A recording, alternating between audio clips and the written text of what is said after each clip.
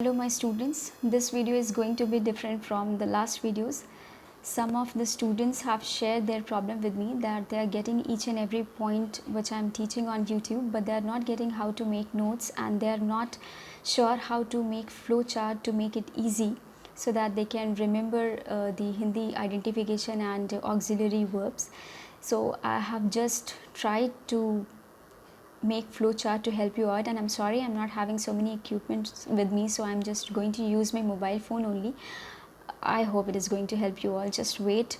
First I want to share the first flow chart that I have prepared, that is for Hindi identification.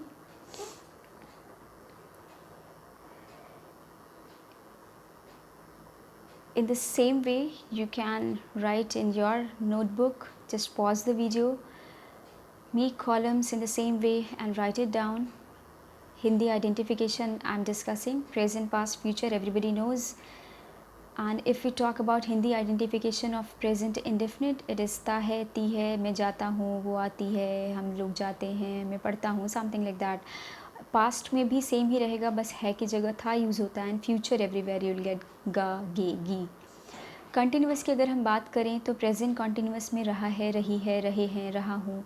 और आपको 3 exceptional words मिलेंगे, खड़े हैं, बैठे हैं, लेटे हैं. जैसे हमने डिस्कस किया था, तुम यहाँ क्यों खड़ी हो, तुम अकेले क्यों बैठी हो, तुम चुपचाप क्यों लेटी हो. These type of sentences come under the category of present continuous tense. और अगर हम पास्ट कंटिन्यूस टेंस के हिंदी आइडेंटिफिकेशन की बात करें, everything will be similar to present, बस है की जगह था हो जाएगा. फ्यूचर में गा हो जाएगा, जैसे रहा होगा, रही होगी, रहे होंगे, खड़े होंगे, बैठे होंगे, लेटे होंगे, etcetera. Now let's talk about present perfect Hindi identification. हमने आपको बताया था चुका है, चुकी है, चुके हैं के साथ या है, ये है, मतलब जैसे वो मेरे घर आया है, अभी मेरी माँ आई हैं, वो सब लोग अभी कहीं गए हैं, तुमने ऐसा कहा है, मैंने देखा है, तुम लोगों ने सुना है, हम पहले भी मिले हैं. ये सारे सेंटेंसेस आपको मिले हैं में जैसे देखिए लास्ट में चुका है, चुकी है नहीं आ रहा है, but it comes under the category of present perfect continuous. So you should keep it in your mind. And in the same way you will get in the past perfect tense, बस है की जगह था हो जाएगा, and future गा हो जाएगा.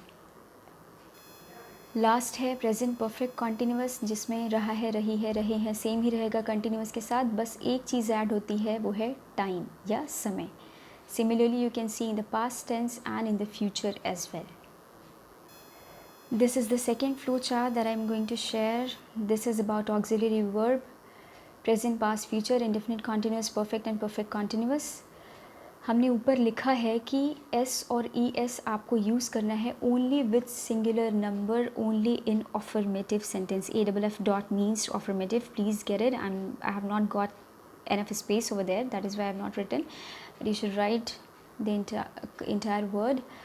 और आपको ऐसे हेल्पिंग वर्ब ध्यान देना है कि डू डज होता है, पास्ट में हेल्पिंग वर्ब डिड होता है, लेकिन ऑफर्मेटिव सेंटेंस में आपको वर्ब सेकेंड फॉर्म यूज़ करनी है, बाकी सब जगह फर्स्ट फॉर्म.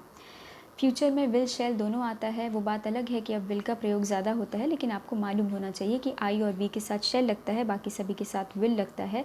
लेकिन जब हमें अपने स्टेटमेंट को एम्फेसाइज़ करना होता है या अपनी बात पे जोर देना होता है तो इसका उल्टा हो जाता है, मतलब आई और वी के साथ विल लगता है, बाकी सबके साथ शैल लगता है.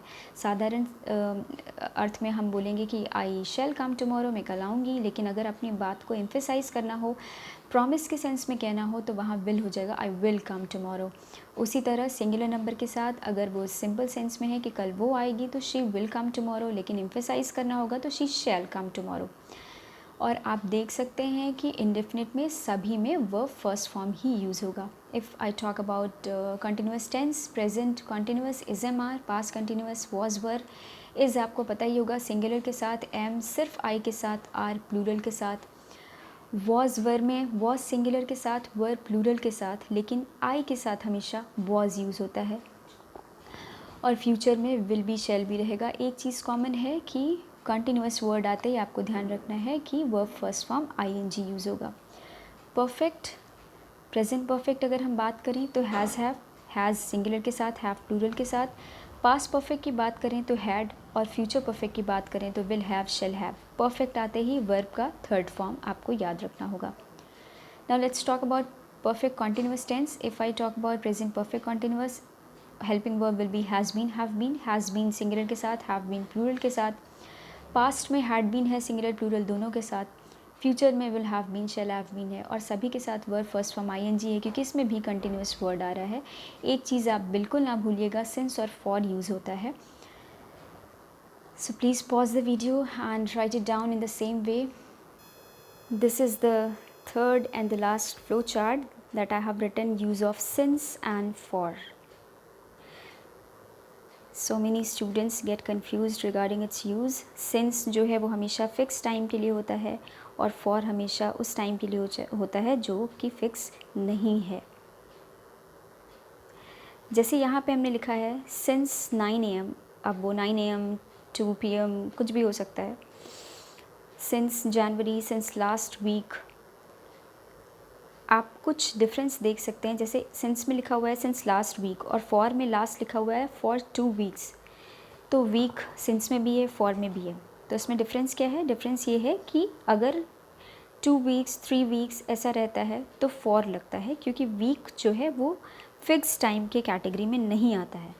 But the moment you see the word last, आपको तुरंत समझ जाना चाहिए कि लास्ट के साथ आपको हमेशा सिंस वर्ड का यूज़ करना है। So these are the 3 flow charts that I have made. With less resources, I have tried to help you out. I'm just trying to have other resources, but I just hope it is going to help you out definitely. And if it is going to help, please mention in the comment box and share with your friends. Thank you for watching. See you in the next video.